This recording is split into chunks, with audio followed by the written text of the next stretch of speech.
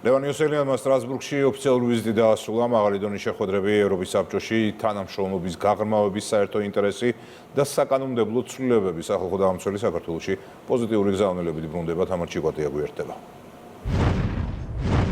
სტრასბურგში ოფიციალური ვიზიტის ფარგლებში საქართველოს სახალხო დამცველმა არაერთი შეხვედრა გამართა. ლევან იოსელიანი შეხვდა ევროპის საბჭოს გენერალურ მდივანს ალენ ბერსეს.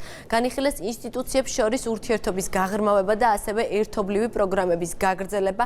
გარდა ამისა, ომბუდსმენის შეხვდა ევროპის საბჭოს ადამიანის უფლებათა კომისარს მაიკლ ოფლაიერს, რა გზავნილებით ბრუნდება საქართველოს სახალხო დამცველი ქვეყანაში. ლევან იოსელიანმა ვიზიტი შეაჯამა.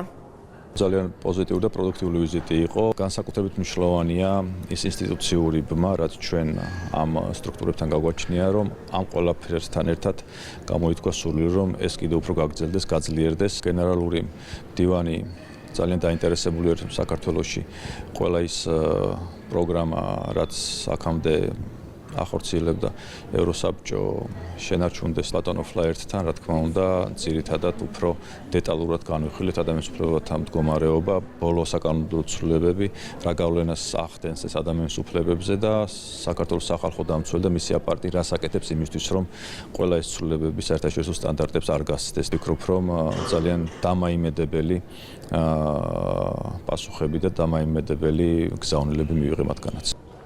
საქართველოს სახალხო დამცველის ოფიციალური ვიზიტი სტრასბურგში დასრულებულია.